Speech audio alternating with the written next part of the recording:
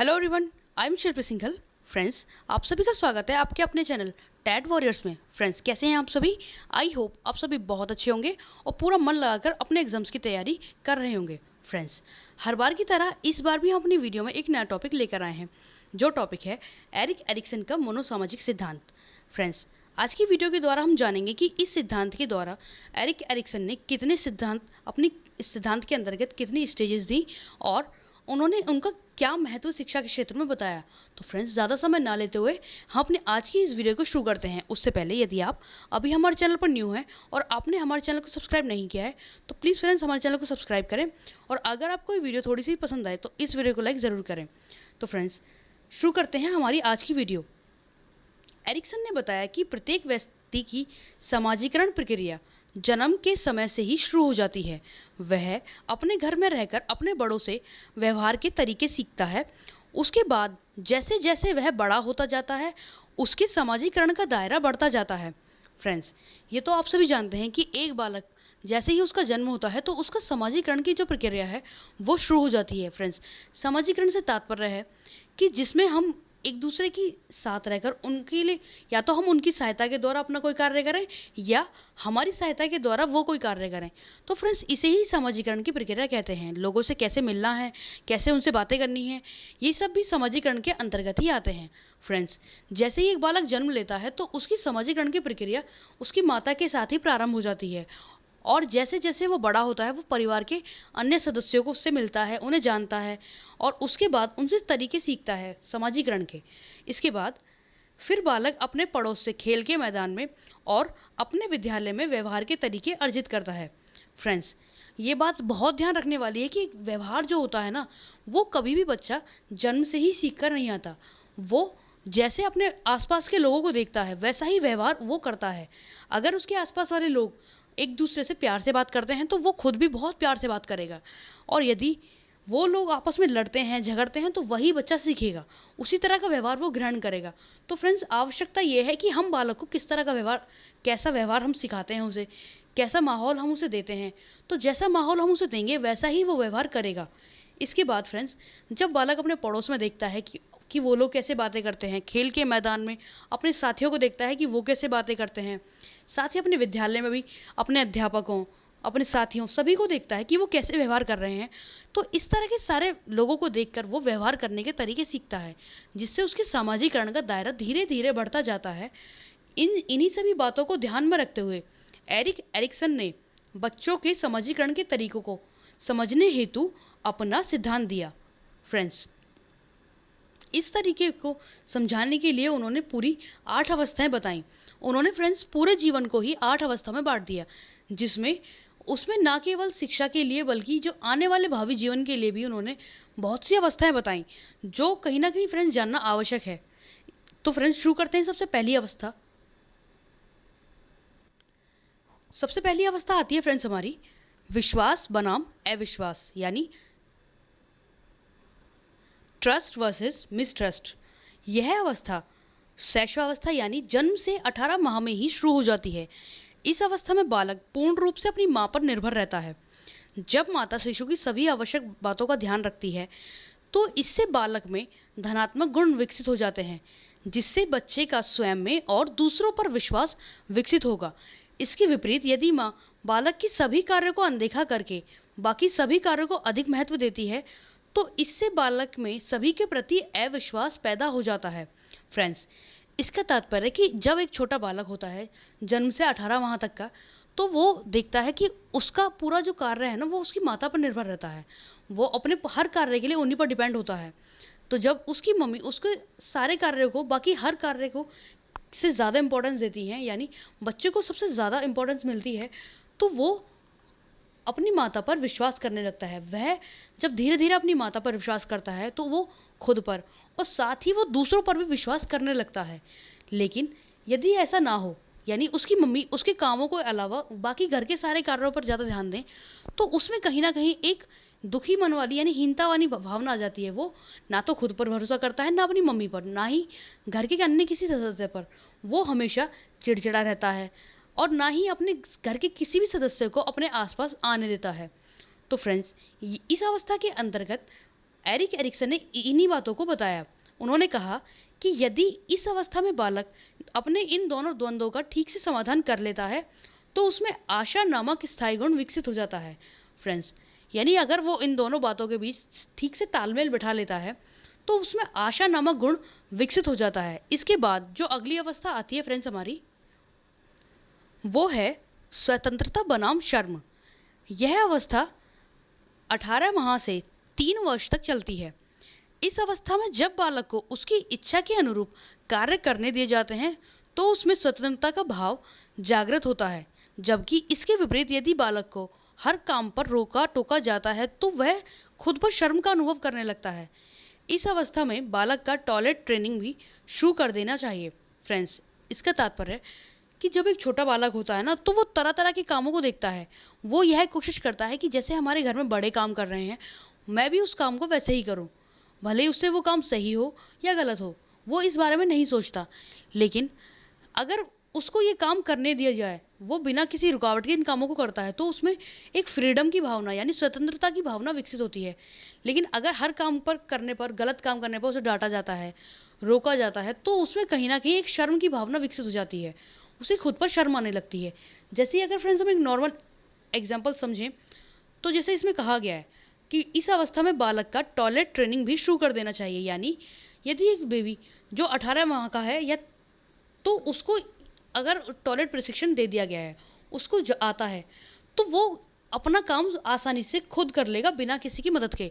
लेकिन अगर उसको नहीं आता तो वो या तो कपड़ों में ही टॉयलेट वगैरह कर लेता है, तो उससे कहीं ना कहीं उसमें खुद में शर्म की भावना विकसित हो जाएगी, जो कि फ्रेंड्स थोड़ी बालक के विकास में बाधा डालती है। तो एरिक एरिक्सन ने बताया कि इस अवस्था में यदि बालक इन दोनों द्वंद्वों से सफलतापूर्वक निपट लेता है तो उसमें इच्छा शक्ति का भाव विकसित हो जाता है। फ्रेंड्स, यदि वो अपने इन दोनों कन्फ्यूजन्स के बीच एक तालमेल बैठा लेता है तो उसमें इच्छा शक्ति का भाव विकसित हो जाता है। इसके बाद फ्रेंड्स अगली अवस्था आती है हमारी पहल बनाम अपराध बोध यानी इनिशिएटिव वर्सेस गिल्ट। यह अवस्था 4 से 6 वर्ष तक रहती है। इस अवस्था में बालक चलना, बोलना आदि जैसे कार्य करने लगता है। इस अवस्था में उसकी रुचि दूसरों की मदद करने, खेलने या अन्य सामाजिक कार्यों को करने की होती है। यदि माता पिता द्वारा उसे इन कार्यों को करने से रोका जाता है तो उसमें निष्क्रियता की भावना जन्म लेती है। फ्रेंड्स, इसका तात्पर्य कि जब बालक 4 से 6 वर्ष का होता है तो उसका मन एक्टिविटीज़ में लगता है। वो ऐसा कोई ना कोई कार्य करते रहना चाहता है जिसमें उसे ज़्यादा से ज़्यादा एक्टिविटी करनी पड़े। तो यदि वो ऐसे काम करने में मग्न रहता है, उसे पहल करने दी जाती है, इन कार्य को करने दिया जाता है, तो वो बहुत खुश रहता है, वो उसका सामाजिक विकास बहुत अच्छे से होता है। लेकिन यदि माता पिता बच्चे को ये कार्य करने से रोकते हैं तो कहीं ना कहीं फ्रेंड्स उसके मन में एक गिल्ट यानी कि मैंने गलत कर दिया, मुझे ऐसा नहीं करना चाहिए था, ऐसी भावना उसके मन में जन्म ले लेती है, जो कि फ्रेंड्स उसके सामाजिक विकास के लिए, मनोसामाजिक विकास के लिए यानी मन के लिए भी और सामाजिक विकास के लिए भी पूरी तरह से सही नहीं है।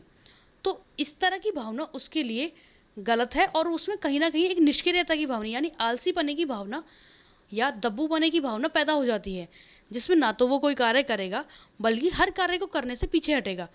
ऐसी भावना फ्रेंड्स अगर हम सरल शब्दों में समझें तो कुल मिलाकर बात यह है कि जैसे बालक जिस आयु में जो कार्य करना चाहता है वो उस कार्य को करने दिया जाए उसे।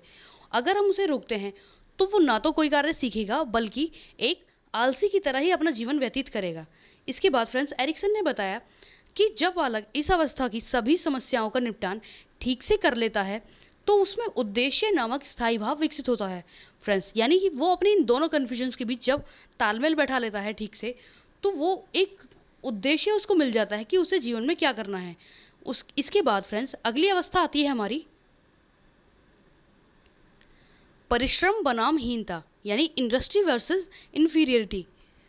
यह अवस्था 6 वर्ष से 12 वर्ष तक होती है। इस अवस्था में बालक स्कूल जाने लगता है, जिससे उसमें परिश्रम की भावना विकसित होती है, जिससे वह प्रत्येक कार्य में बढ़ चढ़कर भाग लेता है। लेकिन यदि उसे इन कार्य को करने से रोका जाता है तो उसके मन में हीनता की भावना आ जाती है, जो बालक के स्वतंत्र विकास में बाधक बनती है। फ्रेंड्स, इसका तात्पर्य है कि जब एक बालक 6 से 12 साल का होता है तो वो स्कूल जाना प्रारंभ करता है। उसकी औपचारिक शिक्षा शुरू हो चुकी होती है। तो फ्रेंड्स, स्कूल में रहकर वो दूसरे बच्चों को देखता है, वो उन्हें मेहनत करते हुए देखता है, तो उसमें उन्हें देखकर खुद भी मेहनत करने की भावना जागृत होती है। वो किसी न किसी क्षेत्र में अपना योगदान देना चाहता है, चाहे वो स्कूल की कल्चरल एक्टिविटीज़ हो या कोई स्पोर्ट्स इवेंट।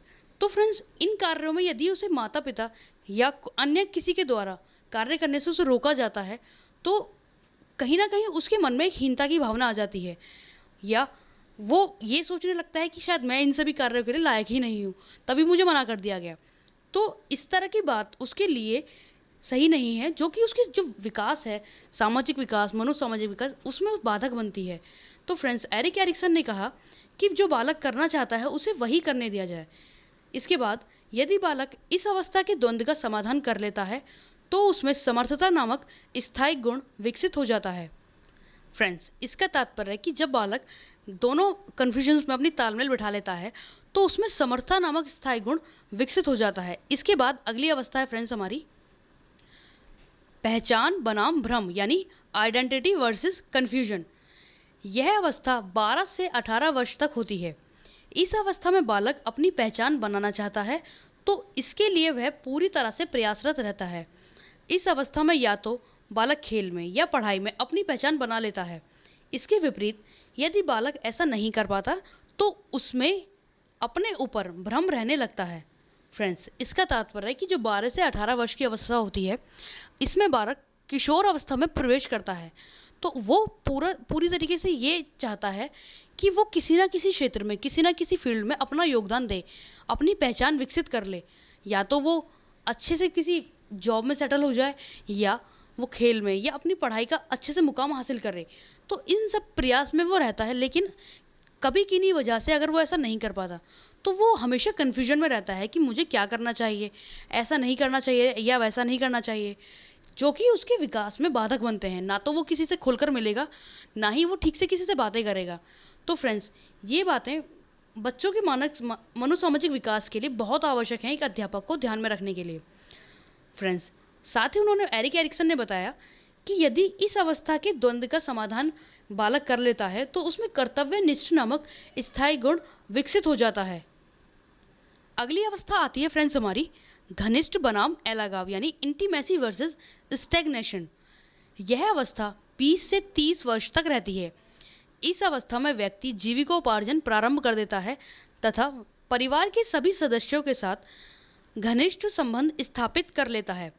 किसी वजह से यदि वह ऐसा करने में समर्थ नहीं रहता तो वह सभी से अलग रहने लगता है और स्वयं में ही खोया रहता है। फ्रेंड्स, इसका तात्पर्य है कि जब बालक व्यक्ति 20 से 30 साल का हो जाता है तो वो कोई ना कोई जॉब करने लगता है, तो और साथ ही इसके साथ साथ अपने परिवार के सभी सदस्यों से एक बहुत अच्छे से संबंध स्थापित कर लेता है। वो हर किसी का ध्यान रखता है, उनकी बातों को अहमियत देता है और हर बात के लिए वो हमेशा तैयार रहता है। लेकिन फ्रेंड्स, कभी कभी किन्हीं वजहों से यदि वो ऐसा ना कर पाए, वो कोई भी काम करने में सक्षम ना रहे, तो इसका प्रभाव उसके जीवन पर उल्टा पड़ता है। जहाँ वो लोगों के साथ रहता है, बल्कि इस प्रभाव के कारण वो लोगों से बचना चाहता है, वो दूर उनसे रहना चाहता है, हमेशा अकेला ही रहता है, स्वयं में ही खोया रहता है। तो जो कि उसके व्यवहार में बहुत बड़ा परिवर्तन लाता है, जो कि फ्रेंड्स उसके सामाजिक विकास के लिए सही नहीं है। फ्रेंड्स, एरिक एरिक्सन ने यही बताया कि इस अवस्था में यदि व्यक्ति इन दोनों अवस्थाओं के बीच, यानी इन दोनों कन्फ्यूजन्स के बीच तालमेल बैठा लेता है तो उसमें एक स्नेह नामक स्थायी भाव जागृत होता है, यानी दूसरों के ख्याल रखने जैसा भाव जागृत होता है। इसके बाद अगली अवस्था फ्रेंड्स आती है हमारी जननात्मकता बनाम स्थिरता, यानी generativity versus disappear. Friends, despair, इसका तात्पर्य फ्रेंड्स यह अवस्था 30 से 65 वर्ष तक रहती है। इस अवस्था में व्यक्ति अपनी भावी पीढ़ी के कल्याण के बारे में सोचता है, उसमें उत्पत्ति की भावना का विकास होता है। इस अवस्था में व्यक्ति अपनी सुख सुविधाओं को ही प्रायिकता देता है।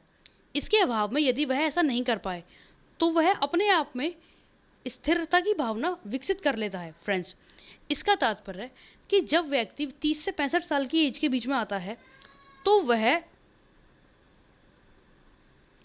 अपने से छोटों के कल्याण के बारे में सोचता है। वह हमेशा यही कोशिश करता है कि कैसे सभी की आवश्यकताओं की पूर्ति की जाए और सभी का ख्याल रखे।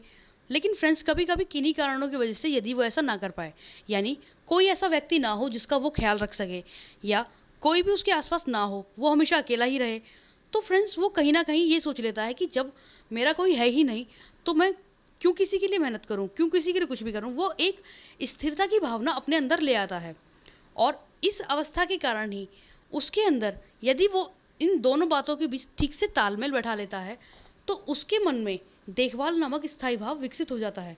फ्रेंड्स, एरिक एरिक्सन जो थे, उन्होंने पूरे जीवन को लेकर अपनी थ्योरी दी।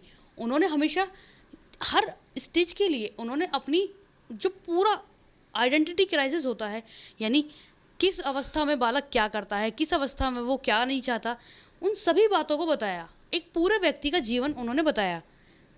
इसका फ्रेंड्स ये फ़ायदा हुआ, ताकि अगर कुछ लोग ऐसे होते हैं कि वो समय में अपनी एजुकेशन कभी भी किसी भी आयु में प्रारंभ करना चाहते हैं, तो उस फील्ड में भी एरिक एरिक्सन का सिद्धांत बहुत कारगर सिद्ध हुआ। उस अवस्था में उनकी आयु के अनुसार उनकी क्या आवश्यकता है, क्या प्रॉब्लम्स हैं, उन सभी को ध्यान में रखते हुए भी यह सिद्धांत बहुत इंपॉर्टेंट साबित हुआ।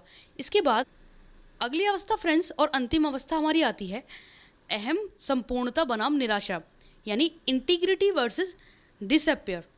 फ्रेंड्स, यह अवस्था 65 वर्ष से ऊपर तक रहती है। इस अवस्था में व्यक्ति अपने पूरे जीवन का मूल्यांकन करता है। यदि वह अपने जीवन में किए गए कार्यों से संतुष्ट होता है तो वह एकदम स्वस्थ और खुशी से जीवन व्यतीत करता है। लेकिन यदि वो अपने जीवन के सारे कार्य से संतुष्ट नहीं होता तो उसका सारा जीवन निराशा से भर जाता है। फ्रेंड्स, इसका तात्पर्य है कि 65 वर्ष की से ऊपर की आयु में व्यक्ति ये सोचता है कि उसने जीवन में क्या क्या काम किए, क्या वो कार्य वो थे जिनसे उसको खुशी मिली। यदि उसने अपने जीवन भर सारे वही काम किए जिनसे उसको खुशी मिलती है या उसे सफलता मिलती है, तो वो उसका पूरा जीवन वो हमेशा खुश रहता है, स्वस्थ रहता है, वो खुद को एक बोझ नहीं मानता। लेकिन अगर उसके अभाव में वो ऐसा नहीं कर पाता तो वो हमेशा यही सोचता रहता है कि उसने अपना पूरा जीवन वेस्ट कर दिया। उसने कभी जीवन में ना तो खुशी देखी, ना कभी दूसरों को कोई खुशी दी, तो जो कि उसके जीवन में एक निराशा का कारण बन जाता है। फ्रेंड्स, वो हमेशा दुखी रहने लगता है, ना तो खुद खुश रहता है और ना ही किसी को खुशी दे पाता है। तो फ्रेंड्स, इसके बाद एरिक एरिक्सन ने बताया कि इस अवस्था में परिपक्वता नामक स्थायी गुण विकसित होता है। फ्रेंड्स, हमने अपनी आज की वीडियो के द्वारा एरिक एरिक्सन के सिद्धांत को पूरी तरह से समझाने का प्रयत्न किया। हमारा यह प्रयास रहा कि हम इसकी सभी अवस्थाओं को ठीक से समझा सकें। फ्रेंड्स, हमारी आज की वीडियो के बारे में आप अगर कुछ भी कहना चाहते हैं तो प्लीज़ आप हमें कमेंट करके ज़रूर बताएं। और फ्रेंड्स, आप अपनी बातों को हमें कमेंट करके ज़रूर बताया करें, क्योंकि आपकी कमेंट्स हमारे लिए बहुत इंपॉर्टेंट हैं। वो हमारे लिए एक मोटिवेशन का कार्य करते हैं। तो फ्रेंड्स, मिलते हैं अगली बार एक ऐसी ही नई टॉपिक के साथ। तब तक के लिए अपना ध्यान रखें, अपने अपनों का ध्यान रखें और पूरा मन लगाकर, सेफ रहकर, स्वस्थ रहकर अपनी पढ़ाई पर ध्यान दें और अपने कार्य करते रहें। तब तक के लिए धन्यवाद।